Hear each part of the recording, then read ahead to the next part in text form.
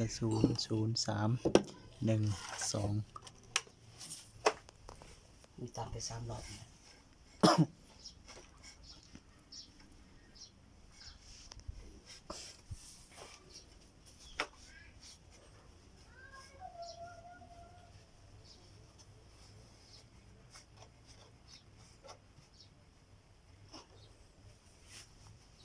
ตัวนี้เลยมันหามนะ เอากาวใส่ไปดูกาวดำแบบ นี่กาวด อันนี้จับบนกระทงำ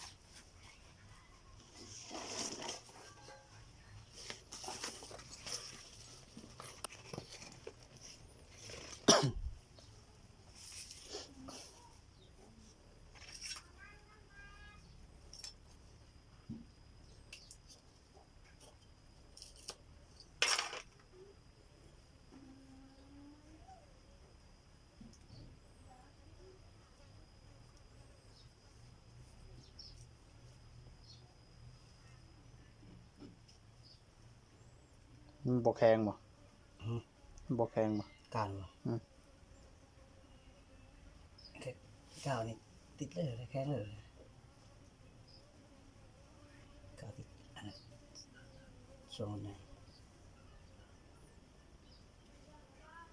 บรรหารเอามันสิออกบ่น็อต อ๋อ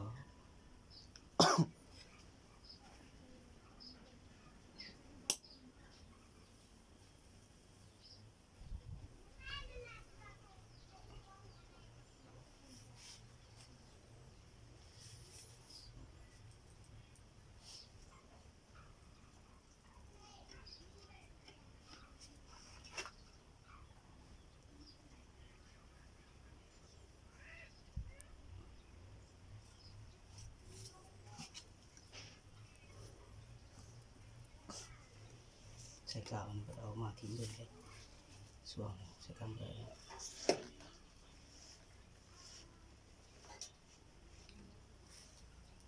ตั้งกาวรถใหญ่ อันเดียวกันบ่ หมดแล้ว ต่างบ่ ก็ตั้งรถพอเก็บอะไร กามรถใหญ่มันลายบ่ลายแขวบ่ สีบนตังรอบจากรอบ อันนั้นปั๊มแล้วก็รอบสุปับรอบอันนั้นปั๊มน้ำมันปั๊มก็นะปั๊มกระสวนมุนบุตรรอบมันก็บริเวณ ตัวนี้ช่างมันเถอะ อันที่มันฟ้าเท่าหายใจมัน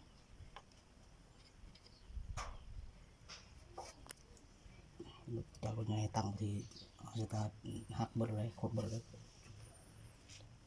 อันนั้นสุปับ แขวอันบ่ อันนี้ก็เรียงสุปับการมันเป็นขั้นคือไม่ถูกเลย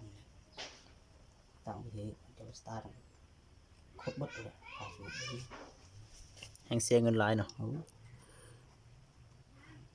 อ้ เหนียวเนาะ กาวนี่ครับ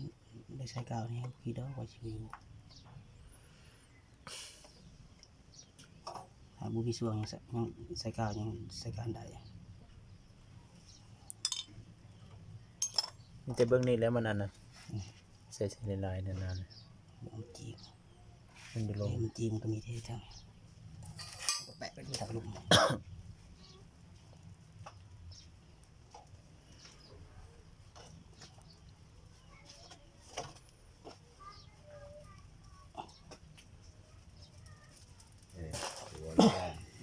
nhá của ông buồn đục sợ tụi mày thì nó có bò lý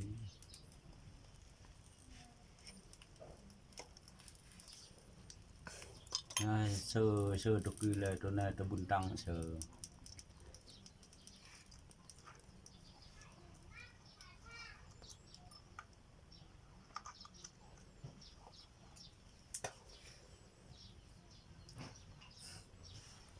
บ่ได้ล้างมันเนาะ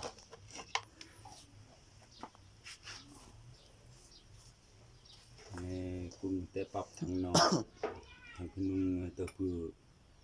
tơ cái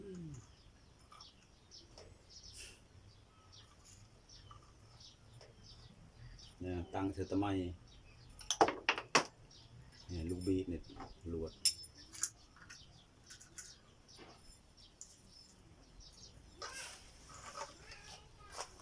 ตั้งเสตะไมตะดียัง ใช้ลูกบีก่อน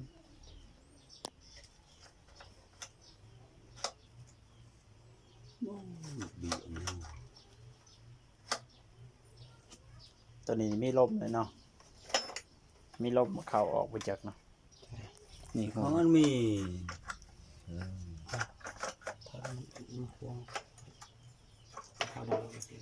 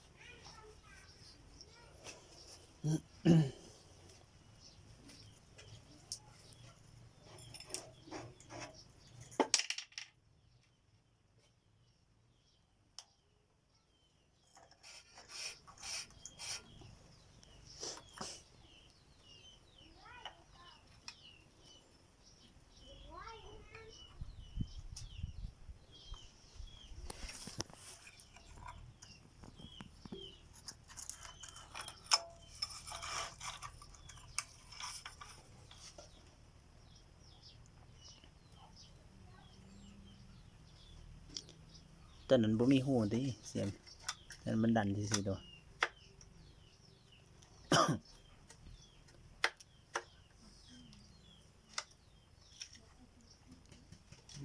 หกแขวน้องบางทีแกตะกี้เลิกมึมมันไหนต้องตะบืนบาง สี ที นะ หกหกทีจะมีพัดลม เครื่องจักรเนาะ เออ แบบได้เช็ดอยู่ ไม่ใช่ต่างๆแต่อันตัวมีอันเธอ ตั้งแต่พัดลมเถอะ โอ้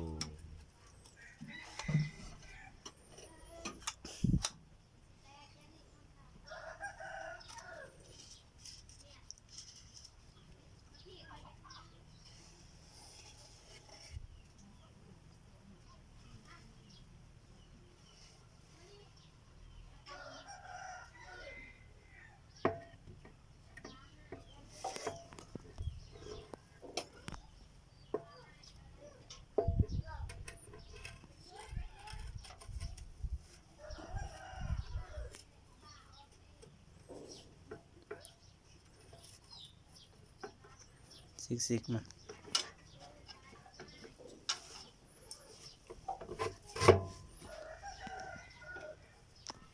ดึกโอเคพอได้ มายกตัวนั้นขึ้นเบิ่งเถิงยกขึ้นอีก เขาล็อก ยกสูงๆตัวนั้นทางลมบ่เข้าโอเคเนี่ยอีกหน้อยหนึงขึ้น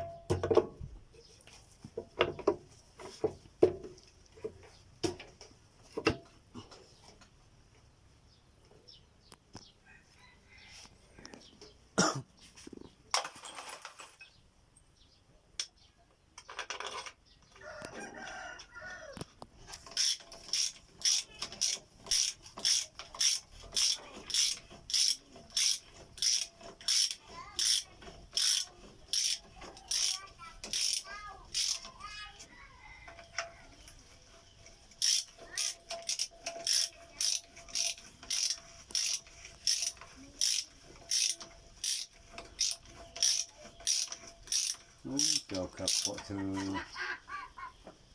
เตรียมผู้ใดพกไม้เมื่อเธอถอดเพราะหนูไปกลางพอแล้วอยู่กับไหวหนูพอเขตหนูต้องเจอตะขอ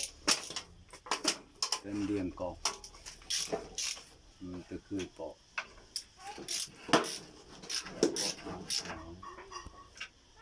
nó có xe thiệt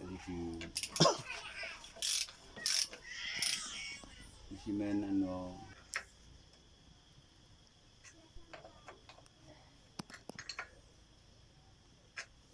ลองสตาร์ทก่อนบ่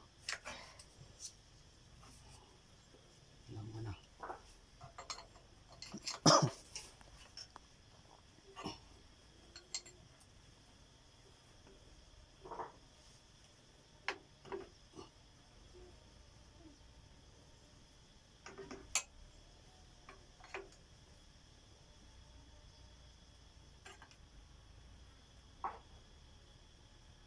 ตะลมนี่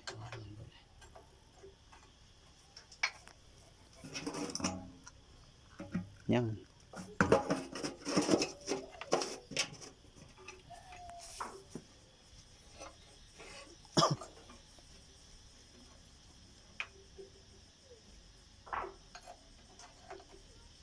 มันคือติ่งนั่นบ่ทันแน่นบ่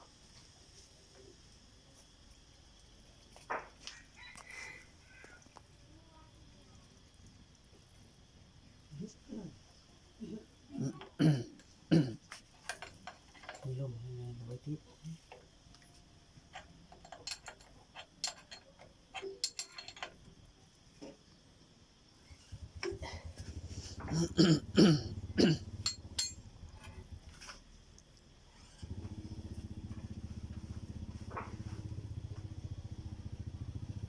อาซองหลังบันนี้จะได้เดินทางแก้ไขเลย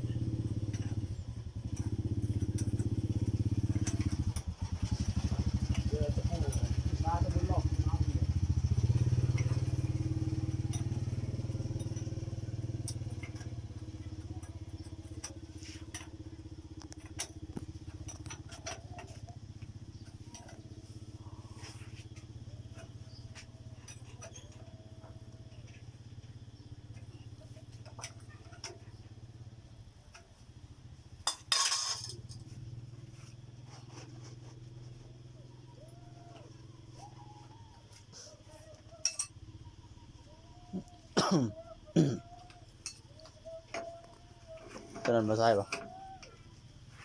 ถอน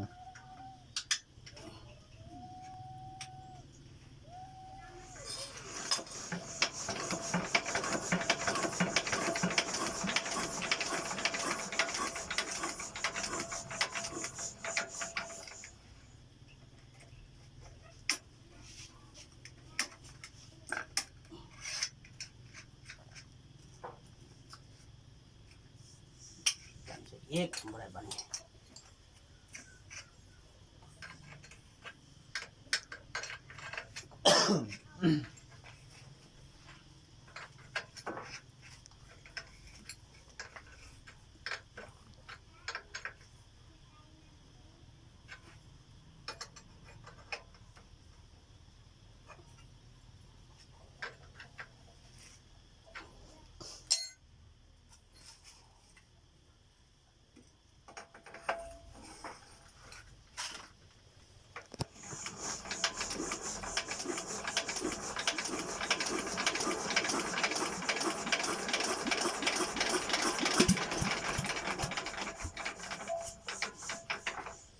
คือลมมันแห้งแท้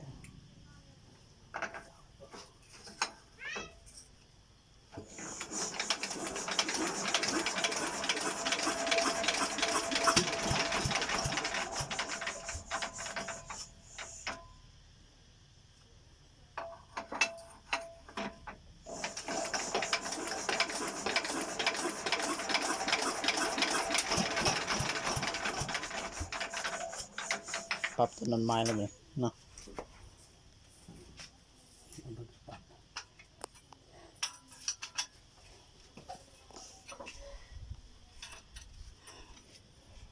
แมวปฏิทางเก่าถือดี